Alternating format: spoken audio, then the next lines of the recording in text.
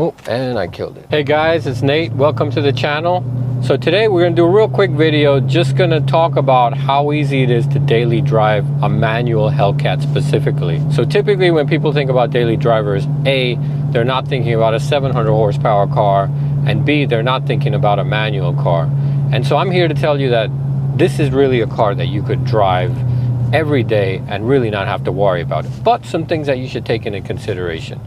So first of all, the gearing on this car, super easy. So look, I'm in first gear, but this car has so much torque that just to prove a point, I'm gonna put it in third and I'm gonna roll out of this stop sign.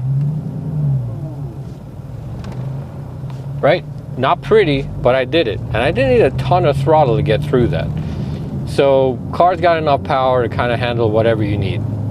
The second thing, this car is big. There's so much space in this car. Room is not an issue. So you got your gear, whatever it is you need to carry around. There's plenty of space in the trunk. There's plenty of space in the back seat. If you need to take passengers with you, there's just plenty of space everywhere. Yeah, you got to get in and out of the back seat of a coupe, but not really that big of a deal. This car has enough space to kind of handle whatever you need on a day-to-day situation. So next item, all right, well, it rains sometimes. What are you gonna do in a 700 horsepower car if it's raining? Aren't you gonna be slipping all over the place? So if you stick with the factory, I guess, all-season tires, yeah, those are garbage. So if it rains, you're gonna be slipping anywhere. But you know what, you're gonna be slipping anywhere even if it's dry in those pieces of crap. So my suggestion is get some better tires. I used to have drag radials on this car. Probably not a great idea if you want to daily drive the car, and they weren't, because when it started raining, yep, you got to be real wary about how much gas you're going to give the car out of a stoplight. But I changed to these new Continental Extreme Sport contact tires, and I tell you what, this car handles it like a champ. Rain, sun, whatever it is. I mean, obviously not snow, but I guess if you put snow tires, you could figure it out as well. The car handles it. I had a buddy, he had a Subaru STI. That's an all-wheel drive car. Took it up north. He didn't put snow tires on it because it's all-wheel drive, right? Why would you need snow tires on an all-wheel drive car? Well, guess what? He was slipping everywhere. So bottom line, tires affect what you're trying to do with your car. So get good tires and you can drive any car. I mean, I don't want to say any car, but you can drive pretty much any car anywhere you want. Next point, and this is a fair point. The Hellcat specifically is a gas hog. And I know right now everyone's worried about gas shortages. I mean, people are filling like plastic buckets and paper bags. Plastic bags with gas. Not a great idea, guys. Probably want to rethink that reasoning there. And the shortage should be resolved pretty soon anyway, so I don't even know why people are going to these lengths. Anyways, I digress. My point is, yes, the car uses a lot of gas, but that's also because I drive this car pretty aggressively. So when I do drive this car, my foot's down on the accelerator, and because of that, I think I just looked at this the other day. My fuel economy in this car average, and this is over lifetime because I haven't reset it, it's 8.8 miles per gallon. So that's not going to be a super cost-effective commuting car. I will say, however, that when I drove this car down from Orlando and it was mostly highway driving, I was averaging upwards of 20 miles per gallon. The other thing I can tell you about this car, so as a daily driver, Bluetooth in this car is great. I've never really had any issues with other people understanding what I'm saying or me understanding what they're saying. And that is a thing you got to consider if you're going to daily drive this car. You're probably going to be taking some phone calls on the road. Not to worry about. On that same note, stereo sound system, really great. I could listen to this all day long and not have an issue. I sometimes don't run with the radio because you got that awesome soundtrack of the engine and the supercharger also to worry about.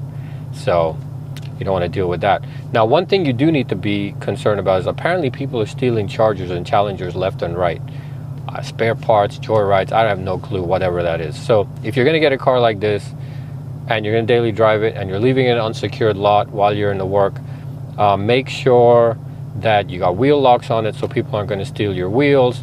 And the other thing is you probably want to look at this upcoming software update that's going to limit the car to like 3 horsepower unless you put a pin code in it.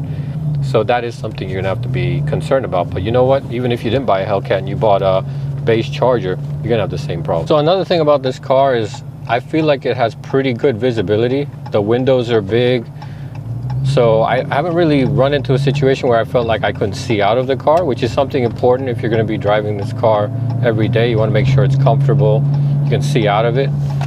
And it has blind spot monitoring also, so that's super useful. You know, you're trying to merge, maybe something's in your blind spot, well, you get a little alert on the mirror. I think it can be a little too sensitive sometimes, but it works pretty well. And so the other thing is, since the car has so much power, you don't really have to change gears as much. You can kind of leave it in, I don't know, probably third, maybe fourth for most of the time that you're driving around the city. On the highway, you leave it in sixth. You can pass in sixth. There's just plenty of power.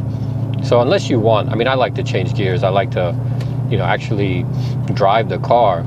And for me, yeah, I'll keep it in the power band. If I'm passing, I'll shift down. But you don't have to. If you get bored, it's just something you don't want to worry about while you're commuting.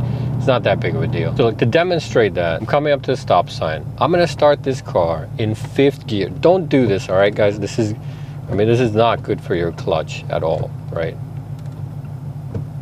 Which I don't even know if I can get it. I'll do fourth.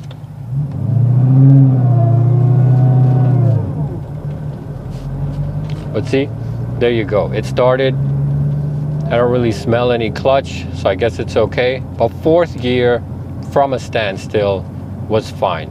Like I said, not something you want to do. I just did that to illustrate a point, but it worked.